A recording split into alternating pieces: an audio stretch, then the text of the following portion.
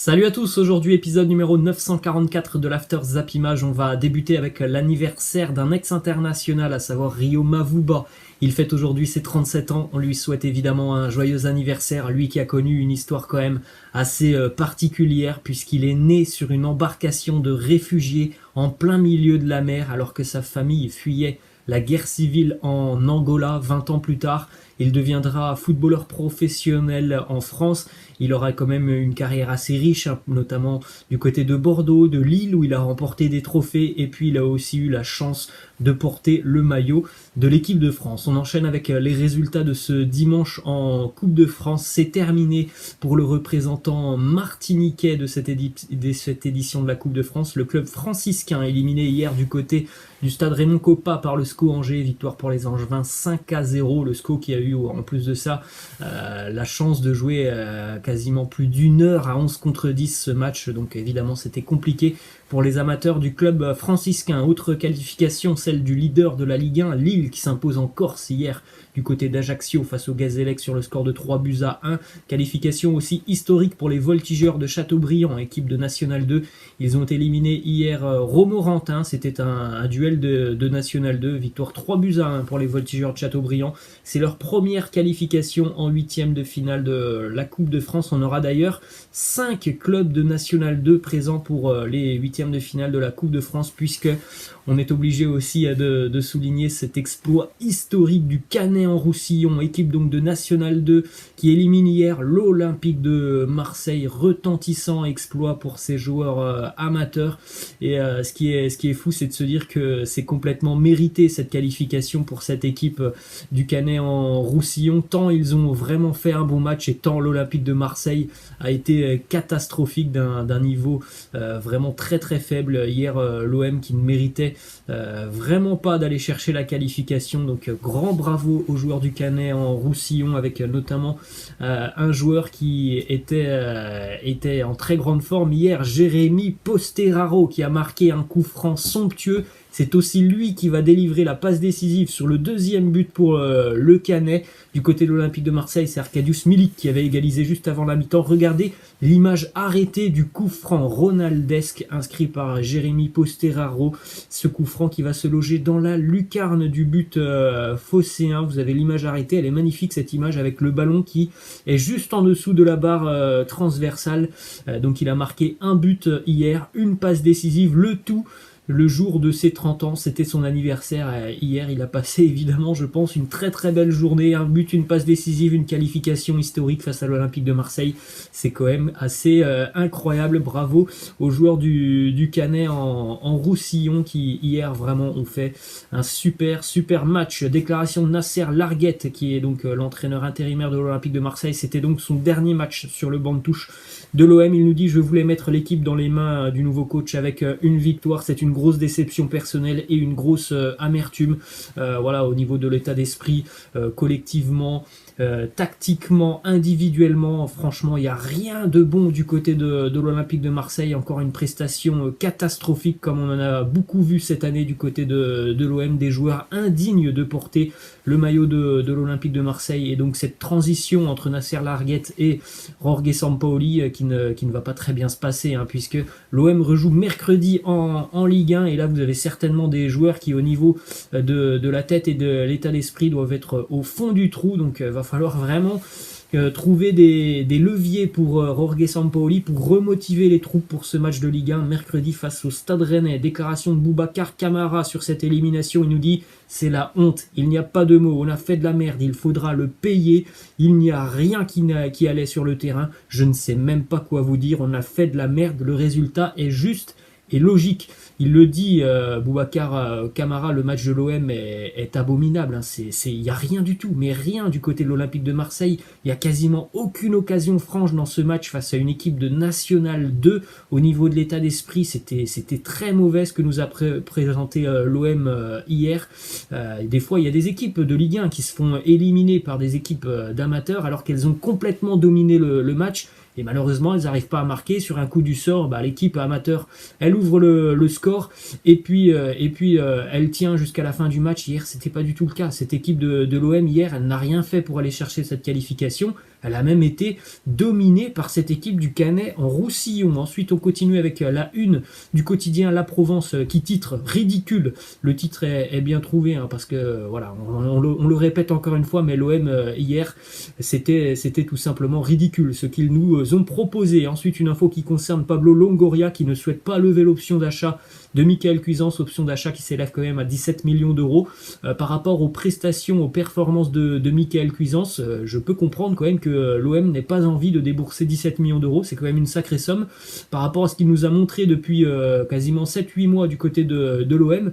Voilà, c'est pas un joueur qui a gagné des points, donc évidemment, du côté de Marseille, à l'heure actuelle, on n'est pas enclin à lever cette option d'achat. En revanche, la priorité sera donnée à Paul Lirola avec une option d'achat fixée par la Fiorentina à 12 millions d'euros. Ensuite, déclaration de Vicente Lizarazu qui revient sur le discours de Franck McCourt. Il n'y a pas plus tard qu'une semaine, on rappelle le propriétaire de l'OM, Franck McCourt, qui annonçait Marseille a l'objectif de gagner la Champions League dans les prochaines années. Donc voilà, la déclat de Vicente Lizarazu qui nous dit le vrai problème du discours de McCourt, c'est de parler de victoire en Champions League.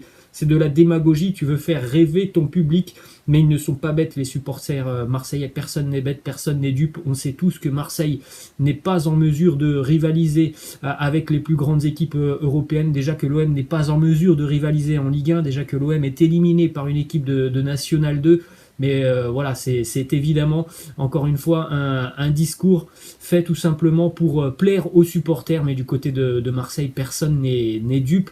À moins qu'un investisseur arrive et rachète l'Olympique de Marseille, l'OM n'aura jamais la possibilité de gagner la Champions League dans les prochaines années. Ensuite, Jorge Sampaoli, présentation demain 15h du côté de Marseille. Et il va tout de suite être dans le vif du sujet, puisqu'on l'a dit, Marseille joue mercredi en Ligue 1, match en retard face au Stade Rennais, une équipe qui ne va pas non plus très bien en Ligue 1, donc ça sera un match très important dans la course à l'Europa League, puisque même si ces deux équipes sont en difficulté en Ligue 1, ce sont quand même deux équipes qui évidemment ambitionnaient, en tout cas au début d'année, de retrouver la Coupe d'Europe l'année prochaine. Ces deux équipes ambitionnaient la Ligue des Champions. Bon, étant donné les saisons assez désastreuses des deux équipes, il n'y aura pas de Ligue des Champions, mais il y a encore un espoir pour l'Europa League. Malheur aux vaincus sur ce match mercredi entre l'OM et Rennes. Une stat aussi du côté de Marseille pour terminer cette page Coupe de France. L'OM a été éliminé par 3 clubs de National 2 en Coupe de France depuis 2015. C'est déjà la troisième fois que l'OM est éliminé par des amateurs, donc une année sur 2, Marseille est sorti par une équipe d'amateurs. Andrézieux 2019, le Canet en Roussillon 2021, Grenoble en 2015, puis sur les années précédentes, il y avait eu aussi notamment Carquefou, me semble-t-il, Quevilly, donc c'est pas la première fois pour l'Olympique de Marseille. Direction Paris maintenant, petite info qui concerne le PSG, puisqu'on rappelle retour de la Ligue des Champions cette semaine avec le match retour entre le PSG et le FC Barcelone. Neymar et Alessandro Florenzi ont participé à l'intégralité de l'entraînement collectif de ce dimanche. Normalement, les deux joueurs devraient donc être de retour dans le groupe du Paris Saint-Germain. Direction Barcelone maintenant, les élections présidentielles sont donc terminées du côté de Barcelone. Le nouveau président est connu, c'est un personnage qui est très bien connu du côté de Barcelone puisqu'il a déjà été président des Blaugrana. Joan Laporta est élu nouveau président du Barça. Il a remporté le suffrage avec près de 57% des votes devant 31% pour Victor Font, seulement 9% pour Toni Frexa. Ensuite, la déclaration de Joan Laporta sur Lionel Messi qui vient voter hier. Hier, il y a eu beaucoup de personnes connues du côté de Barcelone qui sont venues voter.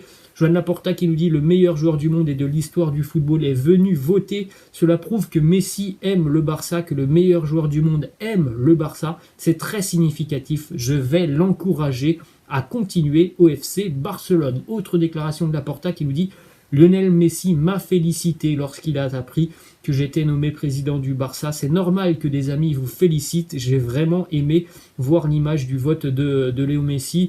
Je pense que c'était le candidat, on va dire, favori pour Léo Messi. C'était deux personnes qui s'étaient très très bien entendues lors du premier passage de Laporta à la tête du club. Donc je pense sincèrement que Messi est très heureux du suffrage hier du côté de Barcelone. C'est un point plus que positif, on va dire, pour l'avenir de Messi du côté de Barcelone, d'avoir Laporta en tant que président. Toujours du côté de Barcelone, il semblerait déjà que Victor Valdés devrait faire son retour du côté du Barça pour devenir l'entraîneur des gardiens du club. Ensuite, une petite info qui concerne un ancien joueur du Barça, Xavi, qui entraîne toujours du côté du Qatar avec Al Saad. Il a remporté le titre de champion du Qatar 2020-2021. On le sait, hein, normalement Xavi dans les prochaines années, peut-être les prochains mois, il deviendra l'entraîneur du FC Barcelone. Tout le monde est unanime là-dessus. Ensuite, direction Madrid, le derby hier entre l'Atlético et le Real Madrid. Match nul entre les deux équipes, un partout. Luis Suarez avait ouvert le score en première mi-temps d'un très joli extérieur du droit sur un gros boulot de Marcos Llorente. Et puis en seconde mi-temps, toute fin de match, 89e minute, égalisation de Karim Benzema. Et il a fait un travail exceptionnel, Benzema, pour éliminer les défenseurs de l'Atlético. Il a été bien servi après, intelligemment, hein, par Casemiro. L'Atlético a plutôt dominé la première mi-temps, le Real a plutôt dominé la seconde mi-temps. Donc un nul assez logique finalement entre ces deux équipes. Au niveau du classement, c'est très serré hein, maintenant en Liga, même si on rappelle l'Atlético aura un match en retard mercredi face à l'Athletic Bilbao, un match qui sera très compliqué pour l'Atlético Madrid puisque Bilbao c'est l'une des meilleures équipes en Liga depuis 3 mois. 14 derniers matchs toutes compétitions confondues pour les Basques, c'est seulement une défaite, c'était face au Barça, donc autant dire que mercredi ce match entre l'Atlético et l'Athletic Bilbao, il va valoir très très cher et ça sera évidemment un match très compliqué pour l'Atlético Madrid. Ensuite une stat qui concerne Karim Benzema qui est devenu hier le joueur étranger ayant disputé le plus de matchs de Liga dans l'histoire du Real Madrid. Karim Benzema a dépassé Roberto Carlos, 371 matchs pour KB Nuevo qui était vraiment hier en très très grande forme. Il revenait de blessure et pourtant on a déjà vu un Karim Benzema très très en forme. Malheureusement pour lui, le seul problème c'est qu'il était esselé offensivement. Tant Asensio et Rodrigo ont été fantomatiques hier sur ce match face à l'Atlético. Donc Benzema devait tout faire en attaque, il devrait même revenir 30 mètres plus bas pour aller chercher les ballons comme souvent. Ensuite déclat de Emilio Butragueno qui nous dit Benzema c'est un joueur très important. Magnifique dans toutes les facettes du jeu, il marque beaucoup de buts, génère beaucoup d'occasions, il fait partie des meilleurs joueurs au monde, c'est un privilège de l'avoir. Il est vrai que hier Karim Benzema a été monstrueux, on l'a dit, il s'est créé toutes les bonnes situations hein, du côté de Madrid avec notamment les 2 énormes arrêts de Jan Oblak en seconde mi-temps, des arrêts miraculeux hein, de Jan Oblak face à Benzema. Ça aussi, hein, je pense qu'il y a quelques semaines, le Real n'aurait jamais eu ces occasions, tout simplement parce que ça manquait de présence dans la surface de réparation. Voilà, retour de Benzema et retour de quand même des situations assez franches pour le Real Madrid. Ensuite, la déclat de Benzema qui croit toujours en la course au titre. Il nous dit la course au titre est encore loin d'être terminée, nous pouvons toujours nous battre pour cela et c'est ce que nous avons en tête. On poursuit du côté du Real avec une stat qui concerne Zinedine Zidane qui a égalé Vicente Del Bosque en tant que deuxième entraîneur avec le plus de matchs aux commandes du Real Madrid, 246 matchs pour Zinedine Zidane. Bon, le record hein, détenu par Miguel Munoz est très très loin et même quasiment inatteignable. Il avait entraîné plus de 600 matchs avec le Real. Direction l'Angleterre maintenant, la bonne opération hier pour les Spurs de Tottenham qui s'imposent 4-1 dans un derby londonien face à Crystal Palace. Doublé pour Gareth Bale, hein, ça va plutôt bien pour Bale depuis quelques semaines et doublé aussi pour Harry Kane. Tottenham revient à la 6e place au niveau du classement, à quelques points des places qualificatives pour la Ligue des Champions. Un petit peu plus tôt dans l'après-midi, nouvelle désillusion, nouvelle contre-performance pour les Reds de Jürgen Klopp, battus à domicile par Fulham.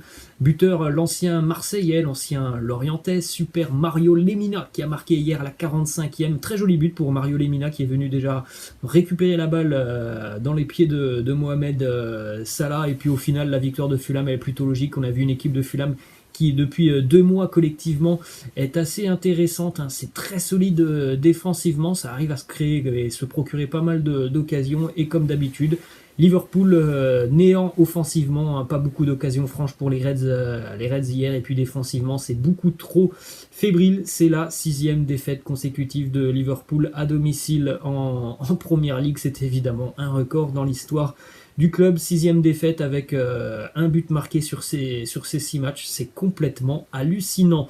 Ensuite on enchaîne avec le derby de Manchester, c'est terminé pour la série des Citizens de Pep Guardiola, défait hier par leurs voisins de United tête, 2-0 pour United, un but en tout début de match pour Bruno Fernandes sur penalty et puis un but aussi pour Luke Shaw, très joli but aussi pour Luke Shaw. City a dominé cette rencontre, mais United est terriblement efficace en contre-attaque et est très bien organisé défensivement. Il y avait très peu d'espace pour les Citizens hier. Donc voilà, pour Manchester United, évidemment, dans la course à la Champions League, c'est une très bonne opération. Ça change rien pour City qui a quand même déjà énormément de points d'avance dans la course au titre en Première Ligue, mais voilà, c'est jamais bon évidemment de perdre ce derby, surtout pour les supporters. On enchaîne avec les 6 joueurs des 5 grands championnats qui ont atteint cette année le double-double. Le double-double, c'est exactement la même chose qu'en basket, c'est au moins 10 buts et au moins 10 passes décisives. Il y a un Français qui est dans ce classement, c'est Antoine Griezmann, 11 buts et 11 passes D pour Antoine Griezmann. Le leader de ce classement, c'est Bruno Fernandes, 22 buts, 14 passes décisives pour l'international portugais. On enchaîne avec une stat qui concerne Ole Gunnar Solskjaer. Des 67 entraîneurs que Pep Guardiola a affronté au moins 3 fois, toutes compétitions confondues, sur le banc d'une équipe en première division, Solskjaer est le seul qui compte le plus de victoires que de défaites. 4 victoires pour Solskjaer face à Guardiola pour seulement 3 défaites. Il est vrai que depuis quelques années, Manchester United s'impose très souvent du côté de l'Etihad Stadium. Souvent, ce sont les mêmes genres de matchs, c'est-à-dire que United défend très très bien et puis en contre-attaque, ça fait mal. Donc voilà, le boulot a été fait par Solskjaer hier. Malheureusement, Solskjaer, il est capable sur un match de faire ce genre de choses. Après, le refaire sur toute une année, c'est beaucoup plus compliqué. Petite stat qui concerne Kevin De Bruyne. Hier, il a disputé son 250e match avec City.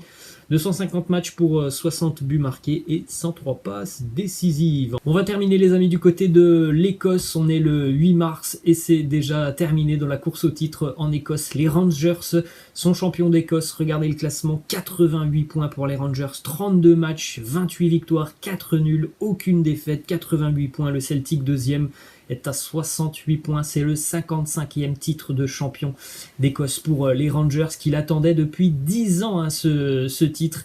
Ça faisait 10 ans tout simplement que le Celtic était champion d'Écosse. C'est terminé, les Rangers sont champions d'Écosse. Gros boulot réalisé par Steven Gerrard. Voilà les amis, la fin de cet After Zap Image. J'espère que ça vous a plu. N'hésitez pas à lâcher un pouce bleu. Je vous laisse, je vous dis à la prochaine. Ciao.